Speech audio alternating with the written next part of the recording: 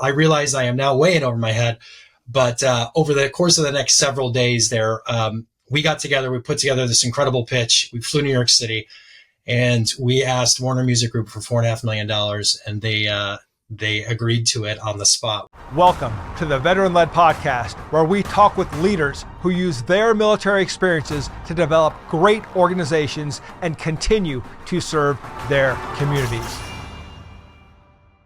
Today's guest is Mark Harper. Mark was a video flight commander on the 1st Combat Camera Squadron, deploying twice for Operation Iraqi Freedom and Operation Enduring Freedom. Mark started off in the entertainment industry, where he worked for Paramount Pictures, developing digital marketing campaigns for Transformers, G.I. Joe, and Star Trek, among others. Mark, so glad to have you here today. Thanks for having me. You were an Air Force officer commissioned through ROTC, correct? That is correct. And then you become a brand new second lieutenant, and 9/11 happens. Where are you? I had a unique role, and as my first assignment, I would eventually get over to combat camera, and these were the kind of the fundamentals that got me there. But our job was to, no kidding, deploy into the middle of nowhere and establish the communications that would then allow to build the infrastructure for a base moving forward. So this is exactly what happened. The towers came down, and half my squadron left a few days later, and their mission was to go out and set up this infrastructure that would then become the future bases as the war started to kind of unfold and develop, et cetera. So I went from overnight being, communications guy in the Air Force to part of the war fighting mission, like real fast, and someone who was going to deploy had I stayed in that role. And you wrote a great blog about it. And I like the blog in that you're running late to get to the armory, but it's all backed up and you can't even get into the armory. So as a second lieutenant, you got away with being late, missing formation. You serve your time in both Iraq and Afghanistan. You get out, and then you help develop a product called Audeze. Tell us about that. Yeah, this is one of these weird moments in time where I was at UCLA Anderson, the business school, and was working on a business plan development course. And a couple of friends of mine from a previous company in Hollywood called Technicolor had come to me and said, we're building these headphones, expensive headphones. When I say expensive headphones, the price point started at $1,000 and went up from there. And couldn't make them fast enough. And they're making them out of a garage in Orange County. And so I took that as my project for this particular course. We got an A. We had 5 MBAs working on it, working through all the different components of a business plan. And we had a pitch at the end of that of why this was a viable business, et cetera. Smash cut too. About a year after that, I get a call from the guys who were like, remember when you made that presentation for us? Well, we have an opportunity for you to fly to New York City and pitch this company to an interested party that might be willing to make an investment. And they said, can you do this? And I'm thinking to myself, yeah, of course I can. I'm terrified though. And I tell them, yes, of course I can.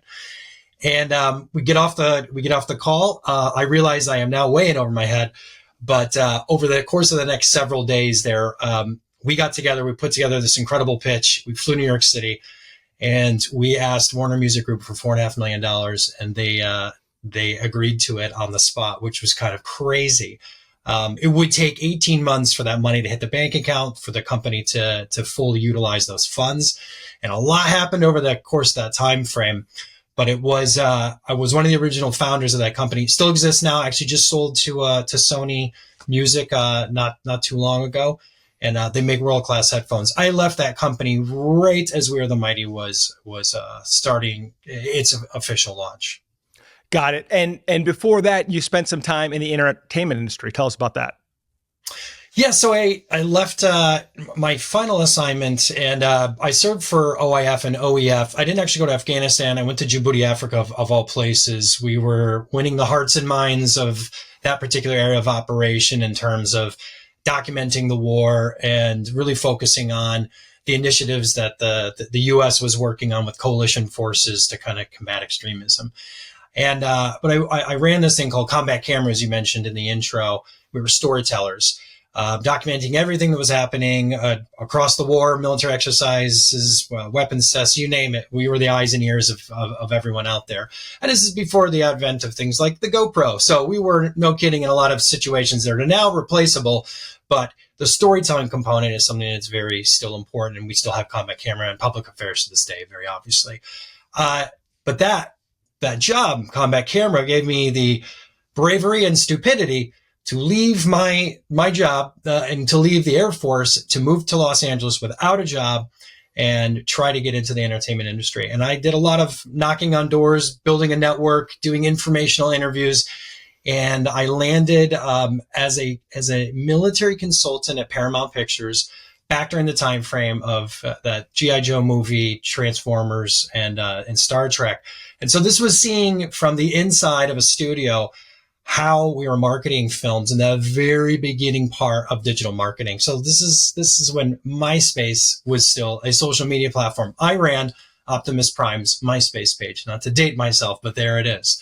And Facebook had just kind of got opened up group pages and things of that nature. So it was a very cool thing to see a, historically or traditionally focused marketing engine now have to pivot into the whole new world of digital marketing. And I was on the forefront of that for some very cool films in the very early stages.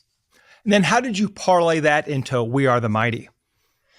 Yeah, great question. So it was at that time frame that I went to UCLA Anderson, the business school I mentioned earlier. And I had this background now of not only producing content in the military, in combat zones, but also I had this experience now working for a bona fide Hollywood studio. And with this business degree, I met David Gale, who's the former head of MTV Films. He was just starting this in 2014. Actually, I had started the concept of it, years earlier, but had just reached the point where he was going to launch the company. And I went to David and I applied for a very junior position at the company, again, before it launched. And when I say before it launched, I mean before wearethemighty.com, the switch was flipped and the site went live. I went to David and I said, David, you found a unicorn in me, because I've got all this experience from the military. I've got experience in the actual entertainment industry from the studio side. And I've got this degree. Let me do something for the company that is not this very junior position you're hiring for.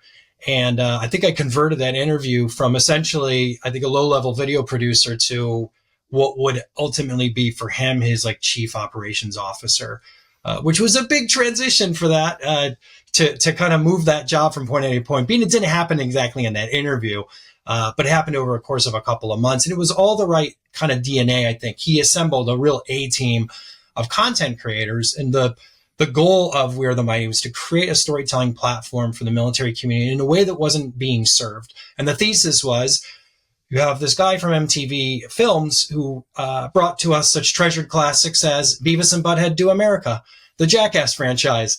But also it's some, additional movies that you don't necessarily always put together for it, but like your Varsity Blues, Election, they had a hand in distribution in Napoleon Dynamite, and about 20 other films.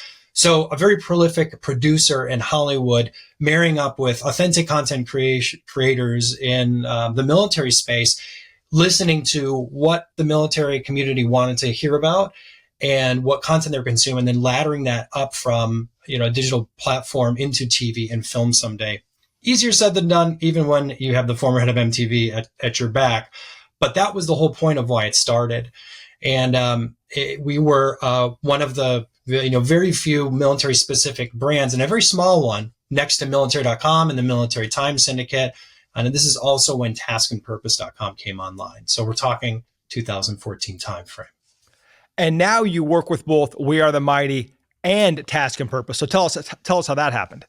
Yeah. So over the years, I'll never forget, we started our site, We Are the Mighty. We started our social media, different platforms, and Task and Purpose came online. And they initially, to my best understanding, they were a funnel for Hire Purpose at the time, which was a job and career placement platform for the military community. But at the end of the day, we both operated like military digital publishers. and we were creating, a ton of content that was kind of like Coke and Pepsi in terms of like the competitiveness. But over those years, We Are the Mighty became more like a marketing agency for the community. And we stayed away from like breaking news, and Task and Purpose leaned into the breaking news from like a senior NCO or junior enlisted, junior officer perspective, for, what the military community kind of needed to know in their everyday life and purpose. And so we were carving out different niches inside of that mega niche, which is the kind of military community writ large, but both building our platforms as we were moving along. In 2017, we started working with Cortez Riggs, who created the Military Influencer Conference, and we became a little bit more embedded with his initiatives. By the time that COVID had kind of shut down a lot of the live event companies that were out there, we joined forces with Cortez Riggs, and we actually acquired the Military Influencer Conference, and that happened at the end of 2021. So a lot of work with them. And here we are in 2021. Just made that acquisition. 2022, I believe, beginning of that, Task and Purpose gets acquired by Recurrent Ventures, and then we follow suit later on that year. So now what I oversee is the 6 digital brands that are inside of the military and defense portfolio of Recurrent. So it's We Are the Mighty, Task and Purpose, the Military Influencer Conference, another conference called Mil Spouse Fest, and then a pretty sizable YouTube channel for Task and Purpose, about 1.5 million subscribers strong. So looking at your career, imagine a veteran just getting out of service and says, I want to get my foot in the door in the entertainment industry.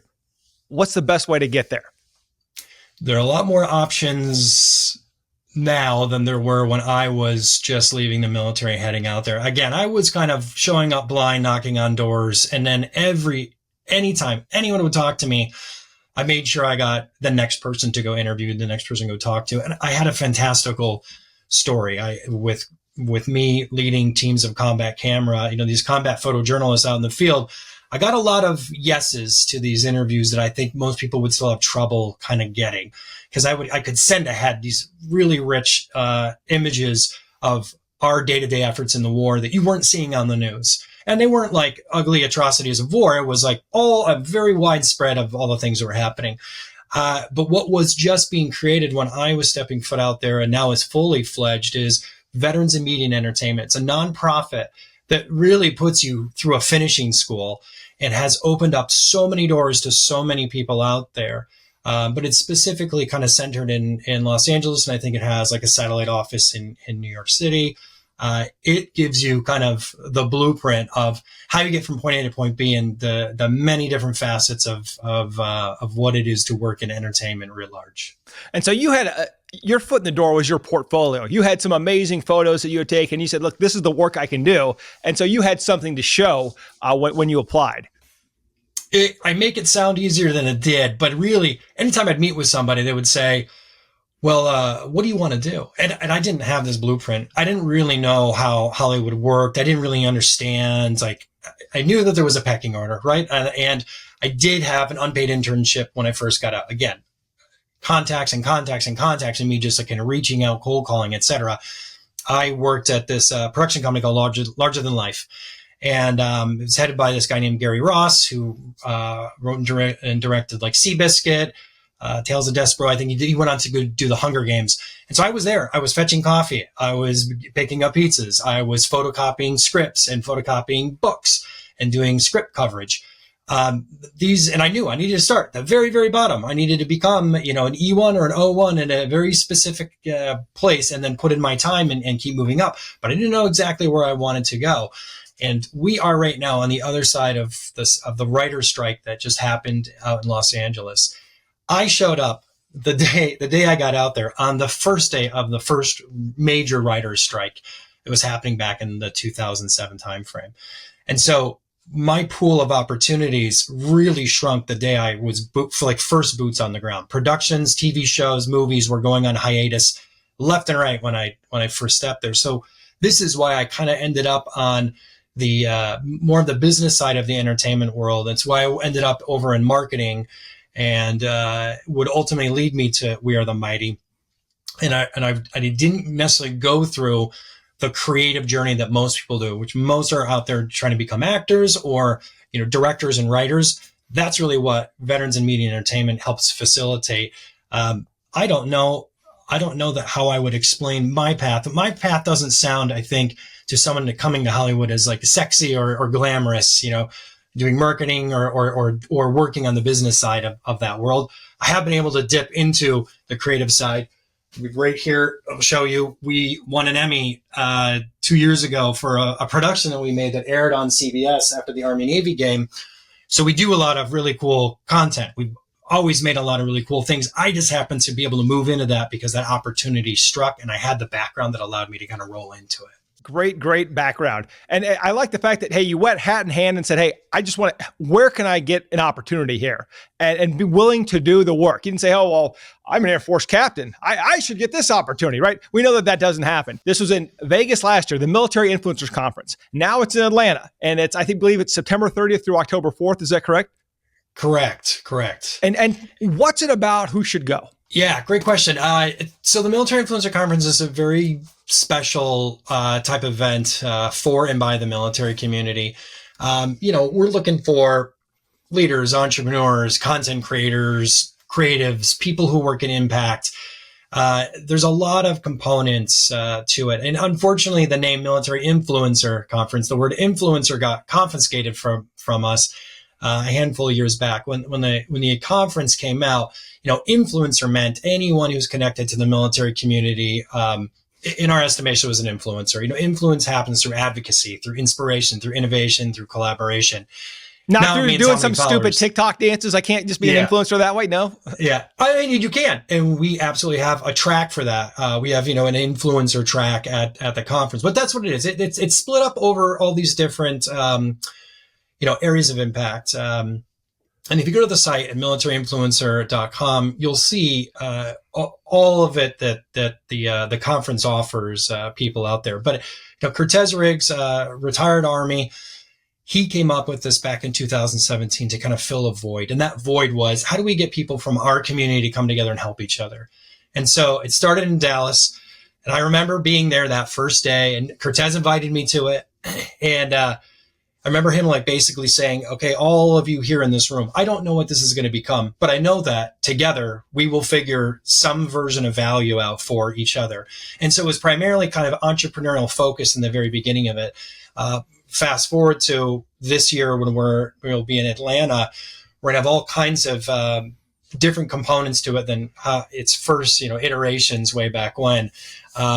There is a very strong chance that I'll be interviewing Jon Stewart at our conference. We've got some other incredible leaders that will be there, some other keynotes, some comedians, and we always do our Mighty 25 list announcement and our Mighty 25 gala there at the same time. So there's a lot, and I'm missing many different activations. There's a military spouse component to it as well. It's really grown leaps and bounds from those 100 people in Dallas to now we're tracking around 2,000. It will show up in Atlanta. Wow. And your role in the conference is what? I am an official firefighter, where Cortez is still, he leads all of the Military Influencer Conference. And so, my role is to support him in that, in what we're doing. And we have an incredible partnership team that lends a lot of help to this. Actually, a military spouse by the name of Catherine Pummel. We have a small but mighty team that puts this on, and it really is an incredible feat for just how many people show up to this and are impacted by what we do. And I start. Over the last 2 years, I've started off the conference. Cortez throws me up there to kick it off sometimes. And my component, I will ask people who have a military influencer, a MIC success story, to come find me, because I love hearing about someone who created a company because they met so-and-so, or someone who found their next job because they bumped into this individual, or they had become friends at, MIC in Dallas and MIC Orlando. They had gone to a different iteration of their relationship. And then by MIC DC, they were humming along. These are the really cool things that I really love about what this conference affords. It's, one of very few face-to-face conferences that allows people to do this kind of in-person networking that is just so critical to everyone's, path. And it's a lot easier, I've noticed, in the veteran community as well. I've been parts of other groups, but generally veteran to veteran, you can have honest conversations, and we want to help each other. And it seems like that is just so much more prevalent than any other conference or community you go to. Veterans don't get jealous. Veterans want to see other veterans succeed. And so I found it, whether it's your conference or somewhere else, if you can go and surround yourself with successful veterans, they will want you to be successful. They'll lend a hand and help you up and say, this is what I did. They don't want to have any secrets or hold you down. They want you to be as successful or more successful than them. And I think that's the great thing about the veteran community, is that we see a bigger future after service. And those of us that have got there want to help the next person up. And, there's always a next level. And so you may have reached one level, but there's a veteran on that other level that you want to get to who can tell you exactly how to get there and is usually willing to help if you're willing to ask. And as you did, go there saying, hey, I just want to learn. I'll get coffee. I'll get donuts. I'll do whatever it takes. I don't expect special treatment because I was a captain in the Air Force.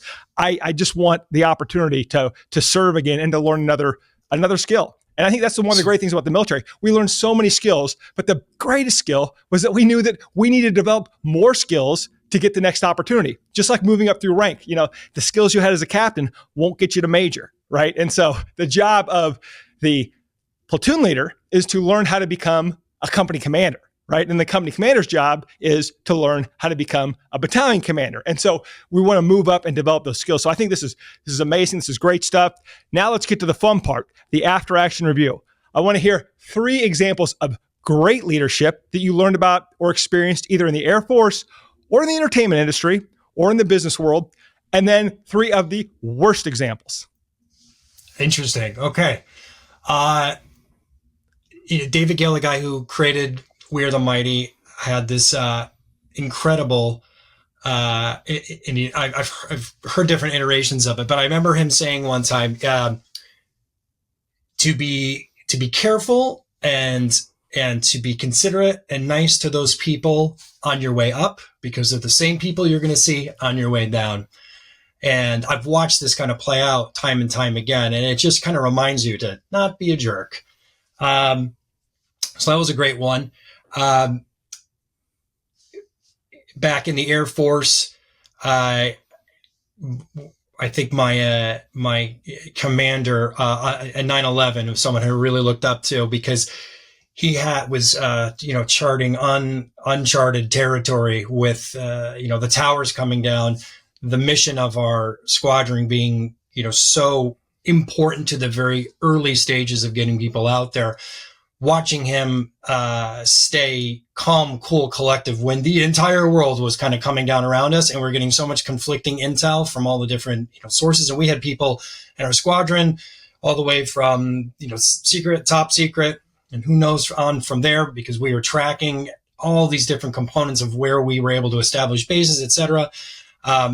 He did such an incredible job as a major in helping kind of take so much chaos and turn it into something that was, so positive in terms of getting people ready and to get out the door and keeping everyone calm and collective.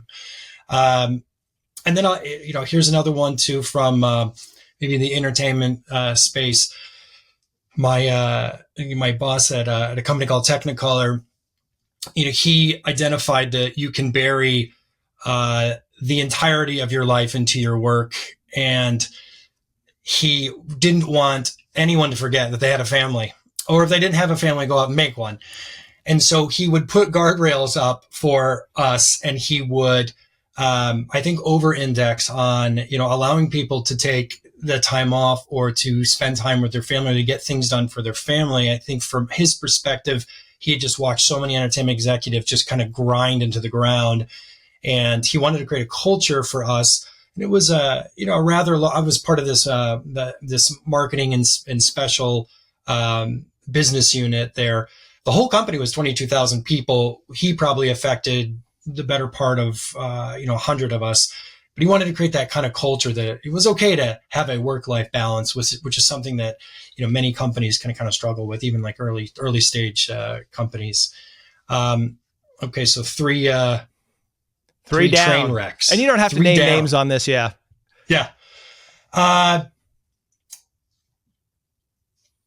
It's maybe the counter to that. When you see, I think I had a leader in, we had a pretty rigid ops tempo back when these things were kicking off, but the exact opposite, which is, I need you here all the time. If the military wanted you to have a spouse or a child, they would issue you one.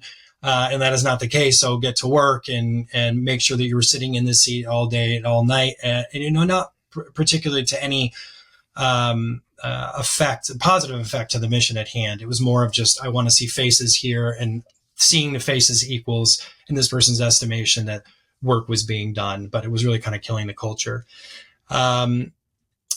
Inside of that Audeze world, we had, one of our leaders who was very much swayed by external opinions and wasn't able to kind of articulate and resolve a very kind of firm, mission-oriented process for us. So we had more of a clear goal of, design, create, sell world's best headphones at the time frame, but there was so much kind of ambiguity coming out of that leadership style and so much shift that everyone was kind of stuck in this perpetual whiplash. And it caused a lot of, more than a lot of confusion and a lot of like missed goals and things of that nature. So kind of that, focusing where appropriate was something that was missed. And then I think watching some maybe subordinates of mine back in the military, various leadership styles, I could see that maybe I'll take one. Watching some like junior officers get very, very chummy in the very like early days of their roles as like junior element leaders and things of that nature. I think is a lesson that many junior officers have to kind of learn, and sometimes they learn the hard way, right? And so I was watching this individual, kind of spending a lot of time going out, doing things that technically we're not allowed, and then kind of seeing these things play back to him as his troops let him walk into many closed doors, right? Or what kind of watch him do and make these big blunders because I think he'd gotten too comfy and was trying to be such a fan and a friend to everyone that they needed leadership, and they actually wanted leadership. They did not want this extra friend that was trying to be inserted into the group. And so I think that lesson there was, the boundaries are created for very specific reasons, and they're test and true over the course of, many years that the military has been in operation. And so, watching these things unfold, it's always the same ending to that story. Yeah, I found that that's probably one of the first lessons we learn as officers. And I always think that there's three lieutenants, right? The first lieutenant is the hard charger who thinks he knows everything. The team respects that lieutenant because he knows his stuff, and he will make sure that the standard is applied, uses the knife hand a lot, right? But they don't like him. Right. So it's like, we'll follow you because we respect you because you're a hard charger. And we know if we don't, we're going to be punished severely. Right. And then there's the chummy lieutenant, like you talked about, that wants to be everybody's buddy, is going out drinking with the Joes. And they like him, but they don't respect him. He's not competent. He's not a hard charger, but he's the funny guy that, hey, the platoon sergeant will take charge of that platoon, and they'll kind of, hey, let's move the lieutenant to the back here. The team won't let him take charge because they know he wants to be liked, but he never really wants to be in charge. Then there's that lieutenant that hits it just right. There's both liked and respected. And when you can do that, when you can have those boundaries, and your men know that you care about them, and that you will take care of them, but you will hold them accountable, and that you have high standards, then when you reach that point, your soldiers go to hell and back for you with a smile on their face because they like you. For sure. Right. But it's tough to learn those boundaries. And I've seen lieutenants fall off either way. And the ones that are just the super hard chargers and their platoons hate them. Oh man. Right. Once they screw up, because we all screw up, right? Like you said, those you see on the way up, you're going to see on the way down. And when they screw up, their platoons would dine them out in a second, right? Because, there's a hard charging lieutenant. He thinks he's so great. Oh, he just screwed that up. I can't wait till he gets nailed for it. Right. So true. Well, thank you so much for being here today on Veteran Led. Mark, where can our audience learn more about you? I know we've talked about where they can find the Military Influencer Conference, and we will have it in the show notes, but where can they learn more about you and Recurrent Ventures? We have got a site that kind of does an overview of all of us. It's military.recurrent.io. So I can send you that link as well for your notes. That covers the 6 brands that I run there. I always love hearing from people in the community. I really do. So if anyone, kind of connects with me on LinkedIn, mention the podcast. I'm always checking that. Again, thank you so much for having me on the show here. This has been great.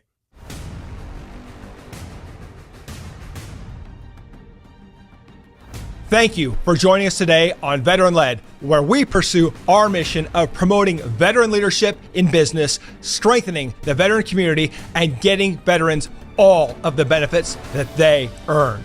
If you know a leader who should be on the Veteran Led podcast, report to our online community by searching @Veteran Led on your favorite social channels and posting in the comments. We want to hear how your military challenges prepared you to lead your industry or community, and we will let the world know. And of course, hit subscribe and join me next time on Veteran Led.